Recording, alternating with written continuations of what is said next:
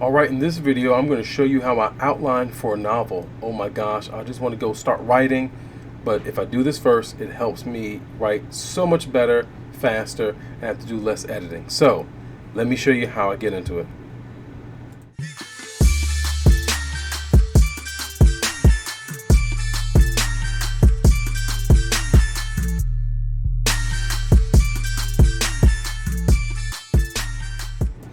Alrighty, so if you've been following me, I'm starting a new novel, and in this series I'm taking from concept to completion. So just a little bit of review, otherwise this may not make sense. So one of the things we did first was use our story seeds here to think through some of the plot devices that we're going to be working with. So I think it's important to review that. We have our four main characters. The 2 point of view characters they're going to focus on the most are going to be Ixis and Clea.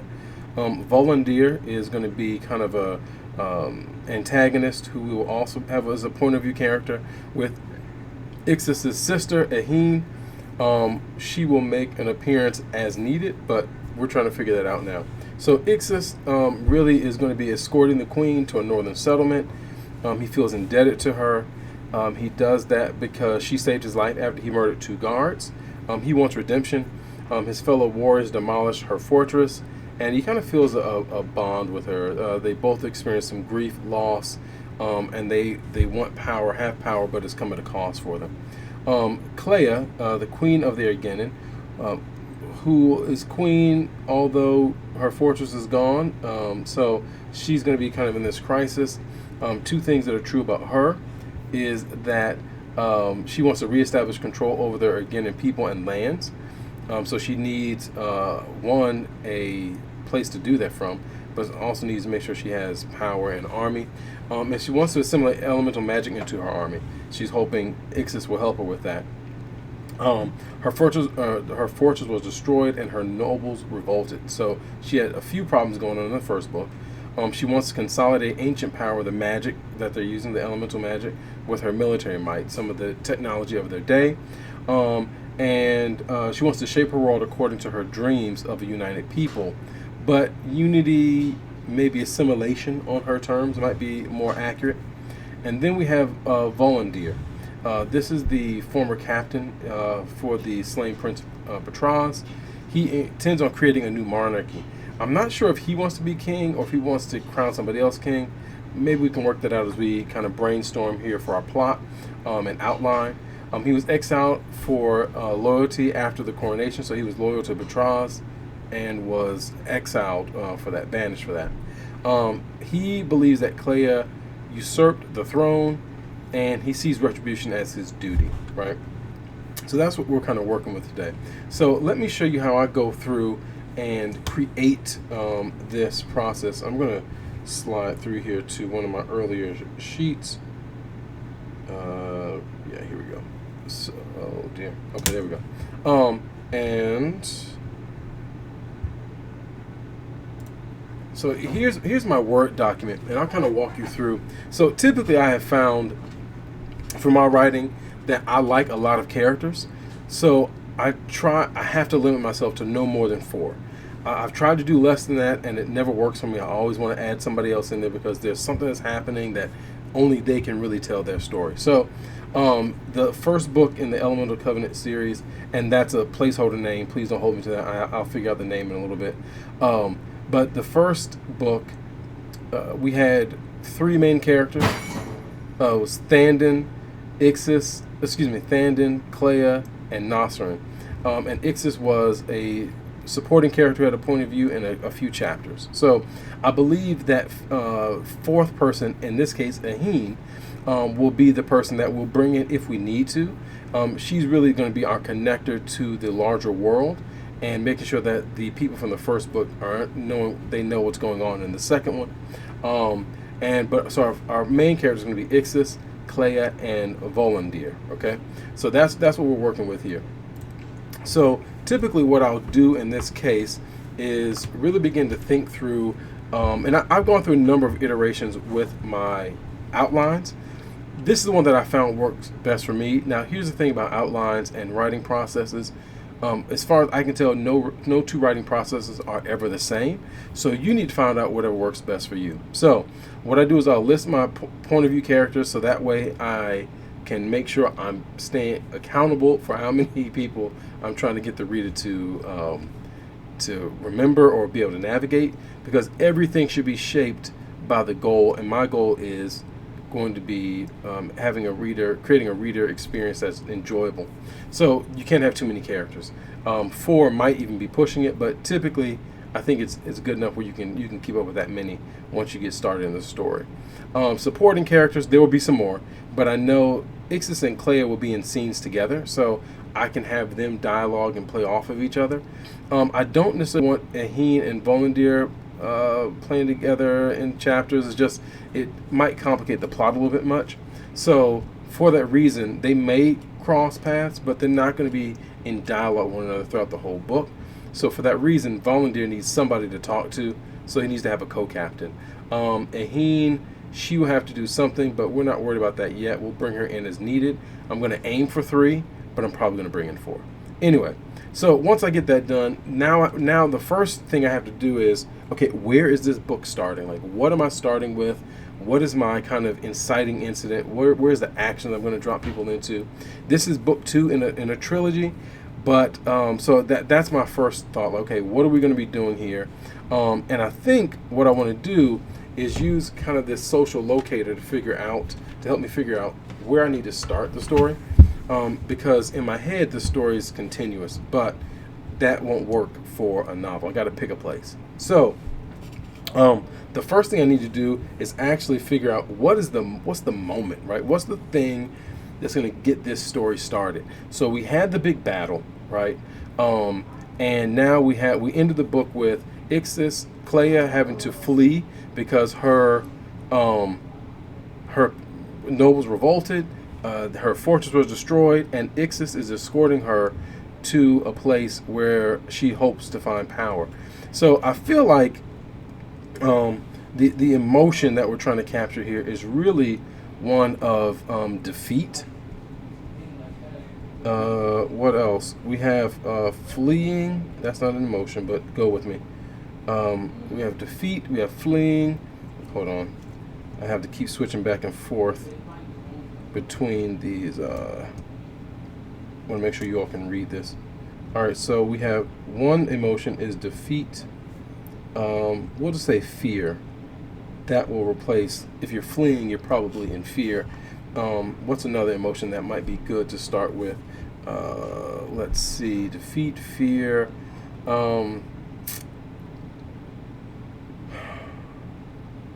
Despair. I like despair. Oof. Is there some anger in there as well? Okay. So what I'm thinking, if we're going to kind of take this this idea of defeat, despair, a little bit faster, let's go there. And let's say we just experienced defeat. We're moving into despair. I would say the moment is them arriving at a place where they should be safe, and maybe having to fight or be held at, maybe they get to the settlement. They think the queen's going to be welcomed because she's the queen, and instead they're met with armed guards or something like that, right? So we'll say arriving at New Village. This is our moment, right? They're going to be arriving at a new village. They're going to be our emotion that we want. Let's just erase these. I don't want fear and anger. Let's say the emotion we want is going to be defeat and despair. I like that. We're going to have Clea and Ixis. What's the motive? Now the question is, who do I start with? Do I start with Clea or do I start with Ixis? I think we might start with Ixis because we need to really be in his head. There's a chance that in book 1, how he was portrayed, and hopefully this won't be the case, but there's a chance that people felt he came off a little too violent. There's a good reason for that, okay, but I really want to make sure that we get a clear understanding of who he is. So I think maybe we'll start with Ixis. His motive is redemption, as we already highlighted when we were doing the story seeds. What's the tension? Fleeing is safer, but staying is fulfillment. Okay, so the tension is, if he runs off, he don't have to worry about Clay. This was an enemy that his people attacked. He could just leave. He doesn't owe her anything. He feels indebted, but he doesn't owe her anything. So if he runs, he's safe. But if he stays, he gets to fulfill this need for redemption. And so that's what I really want to focus on here at the beginning of our story. So we're going to start it off with this alchemy of the moment of arriving at a new village. And so there's going to be defeat and despair that goes with that, which is kind of interesting. So this is supposed to be, I'll just make a note here in case I have to come back. This new village represents safety, right? So coming to a place where you think you're going to be safe, you get there, you find out that you're not safe. And because you were fleeing toward safety and had your hopes dashed, you have that feeling of despair or what have you. And he hasn't been defeated. Now that's interesting because he wasn't defeated, he was victorious. So would he feel despair or defeat? Because really defeat and despair in that moment would feel like Clea's piece. Okay. Do I need to make her the opening chapter? Okay, so let's do this. Let's figure this out. Alright, let's just put Clea here. That's how she's feeling. How is Ixus feeling? He feels like he owes a debt. He walks with this woman through the woods, through the dangers of the wilds, as it were. He gets to a village where he feels like he should be safe because he's helping protect her. And then the very people that they're trying to get to are threatening violence. Does he feel anger? Does he feel defeat? What's the emotion there? Boy, oh boy, arriving in a new village where you think your duty's safe. What about exhaustion? Exasperation. Oh, that's better. Exasperation. It's a little sloppy. If you can't tell, I'm trying to write in the thicker font, thicker marker size, so it's easier to read when you're watching the video. But I'm used to writing small, so it's a little bit of a struggle. I like this exasperation. Right? Does he despair as well? Exasperation. I think that's a good one. And this would be Ixus. So let's make this chapter 2.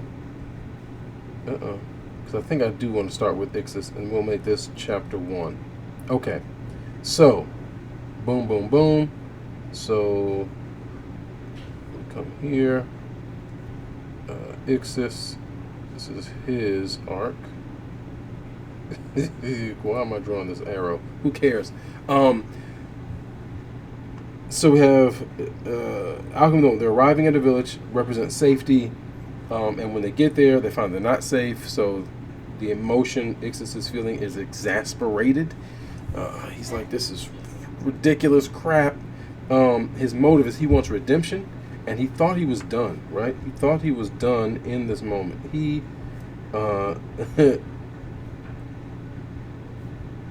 he did it. He's made sure that she got to her village safely. He's like, I'm out, deuces. And now we have this thing where he can't be redeemed because she's not safe. He's not done, and this tension is building. Okay, so I like that. So let's go here. Our moment, and we'll move this so we can actually write on it. Our moment is arriving at a village. And this village has not been named yet. Oh my gosh. For protection. Alright. So, number 1 bubble here is going to be the instigator or owner. So the one who's going to kind of instigate this, they arrive, and then the soldier like, put your hands up. We're going to have militia. Should it be Volundeer? Should we introduce him right away? We introduced him in the epilogue in book 1. Should we bring him in? No. That's too soon, because if we bring him in, then will it make sense for him to... Somebody's going to have control there, right? No, I don't want Volunteer there yet. Okay, so Militia, they're going to be the instigators, right? They're going to be the owner of the action that's going to start the book off, where they're like, here's my spear, put your hands up. All right, so they're the instigator, the owner. 2 is Receiver. We're going to say this is going to be Clea. A Witness, and this was kind of a bystander, is going to be Ixis. And the character location is going to be 3. Right? So Ixis is going to be a bystander. And he is also by association in box 2 as well, right? So this is good. We know that he's going to be he's not the main focus of this action of the Militia, but because he's with Clea and protecting her, he's attached to that as well. So he should be a witness. Well, really, he shouldn't even be there, right? Because he should be back home. Anyway, so this is our social location locator. So I think that's good. So we know from Ixis' point of view, he feels like he's a bystander. Oh, yeah, let's write that down. He feels like he's a bystander, but association lands him... My gosh, I'm just going to have to write smaller.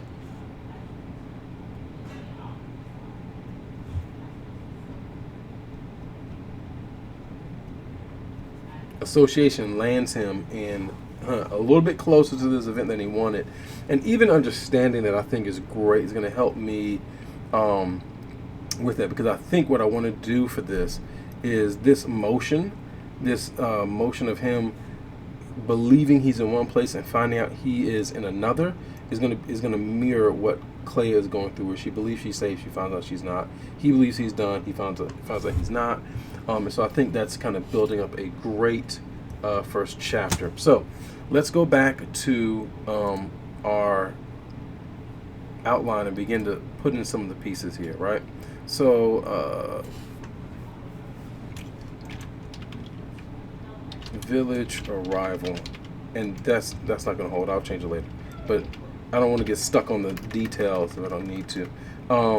Particularly at this state, Ixis, yeah, Ixis successfully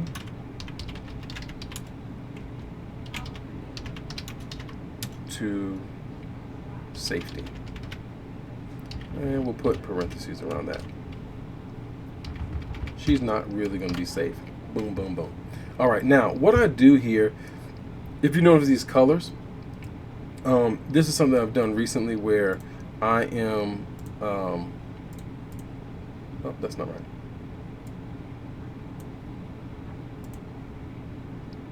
Oh, man. Okay, there we go. Had to remember the color. But what I do is at a glance, I can look and see who's my point of view character here, right? So I need to know who's going to be telling this chapter's story, and I want to start off with Ixis. All right, so the second one is going to be Clea, and let's see here, something like that. Okay, is that the same color?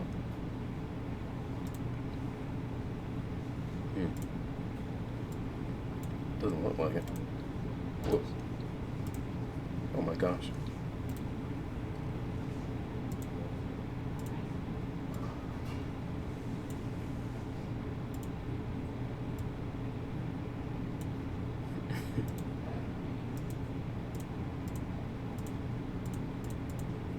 What did I do? Okay.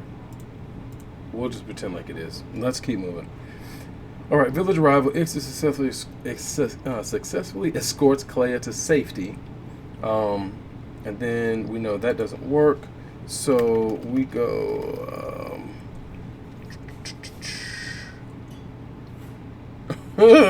Let's have her get banished. That's hilarious. Oh goodness. All right, so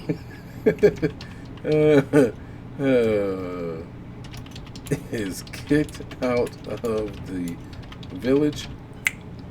This is Volandir's home. Ooh, village where his family lives. Okay, okay. Oh, man, oh man. Boom. That's messed up. That is messed up.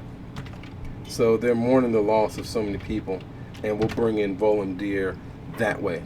I like that. Okay, so village arrival. He successfully escorts Clea to safety. Banished. Clea is kicked out of the village. Man, she's having a hard time. Do I want to start with Volandir next, or I don't think so. Let's go back to Ixis. So that's going to be the blue one. Boop. Is that right? Oh my gosh. You know what? We'll come back and change the colors later. I don't feel like messing with that right now.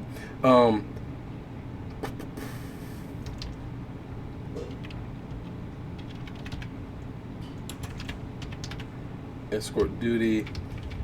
Let's see.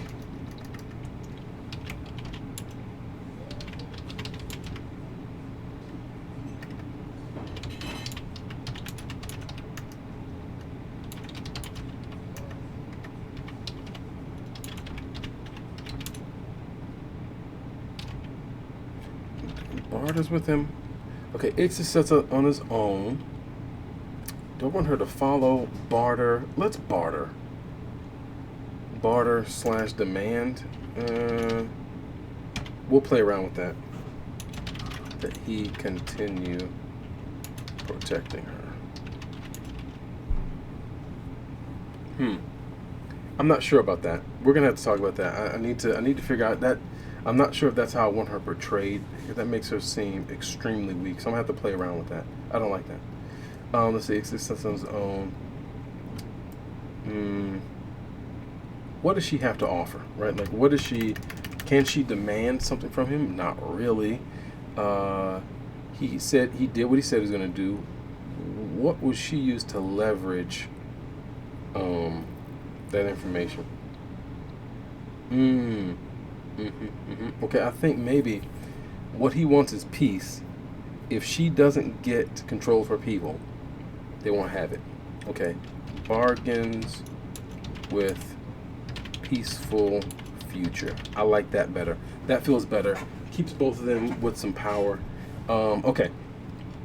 He has something she needs, and she has something he wants.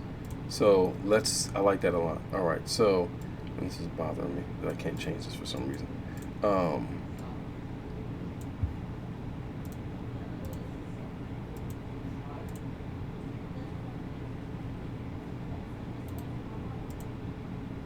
my gosh. Okay. Yeah, just give it back to me. Okay, so escort duty. Ixis sets on his own. Oh, oops, sorry. Clea bargains the peaceful future to join him. No. To be escorted once more. Okay.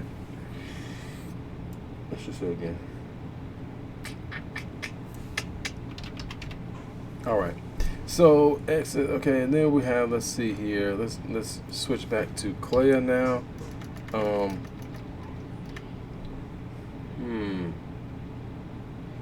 Okay, so we got the piece. We have that.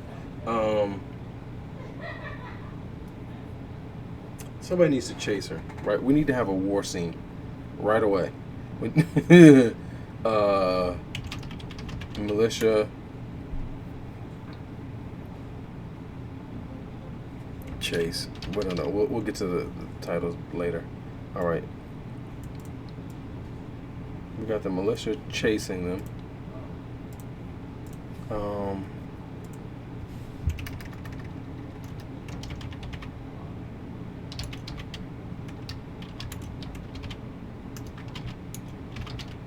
They're gonna fight for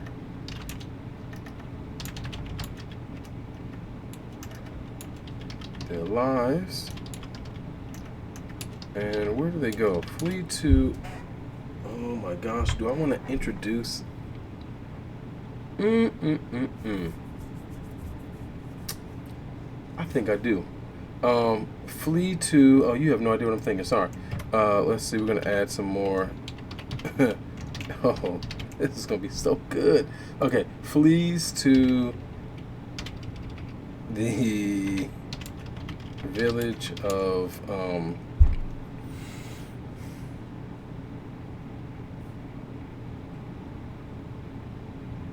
the former emissaries. Ooh. Now this was a group again that they were in the first book, but very much side characters. Lyra was one of her advisors. So yeah, that would be great because then we can really play around with the idea of these two. These two, Hemi and Lyra, are married. Hemi is an elemental magic wielder, and Lyra was the former advisor to the queen. So they flee there because she doesn't have any other place to go. That's good. That's getting good. Okay, now we got that going, that drama. Let's take a chunk of time from that, and let's go to, now we're going to introduce Volundeer, right? We got 4 chapters in. Let's bring in our guy here. What is this? What color is that?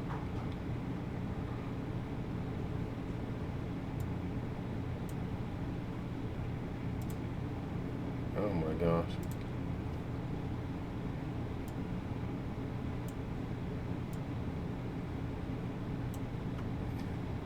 All right.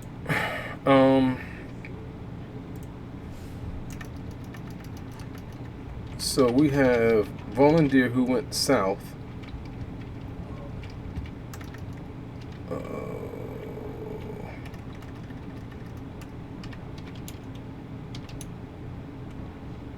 And he's starting a group called the Sons of Batraz. And this is funny to me, but it's completely random.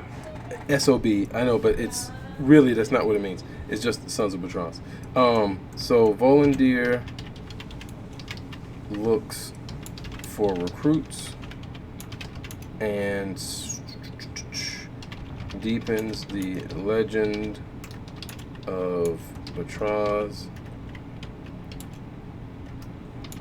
and betrayal of Clea. All right, so I think you kind of get the idea, right? So what I'm doing now is just going through here and looking to see, all right, does this make sense? You know, we have the village arrival where we start off with this moment that we talked about where Ixis thinks he's done his duty. He's kept his word. He got the queen safe to her people. And then we get there and find out that actually she's not safe. They are not really warm and welcoming. They lost some good soldiers, some men, and this village is receiving that. This is actually Volundeer's village. So his younger brother was reported dead. I will have to play around with the timing on that because in the last book, they were just fleeing, and so initially I thought maybe this was going to pick right up after they were done, and so I need to figure out what how I'm going to deal with that timing because they need the family needs to have known that this boy is dead. This son is dead. The younger son is dead.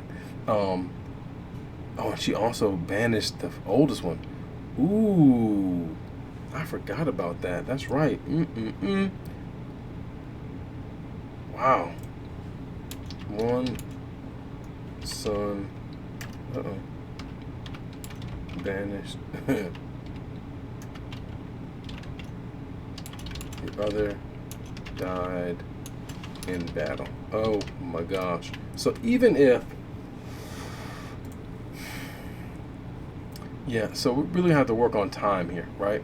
Let me just make a note here.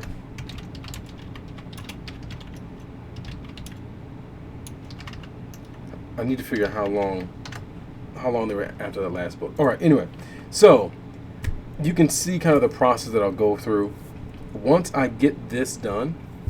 And it takes a little bit of time, but once I get this done, I have the character profiles for all 4 of my point of view characters. I need to have some sense of my supporting characters. So if they're going to be important like Hemi and Lyra, where they're going to come in multiple times, I'll probably do at least a basic version of the character profile, so I know who they are, how they're going to react and interact with the characters. And then and what you see here is also a pre-novel outline. I have found that during my writing, by the time I get to about mid-book, 2 things happens. One, I experience what Jerry Jenkins calls the marathon of the middle, where I'm like, I'm so tired of writing this book. I don't want to write this book anymore. Just be done with it. And then 2, I found that because I inevitably make a few changes, right? And when I do that, then I need to go back through and redo my outline. And so I typically do a pre-novel outline, and then when I get to the middle section, I'll redo this same outline to make sure that the story lines up.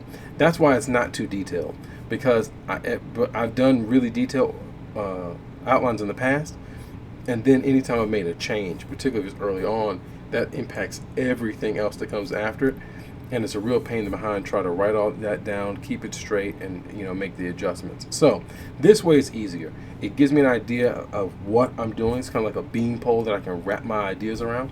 And as I write this out and begin to ask questions like the timing, for instance, that might also change the nature of how I open up the chapter, where could even change the point of view characters, either Fate or the point of view character itself. So all of that to say, this is what I use to begin to make sure I've organized my thoughts.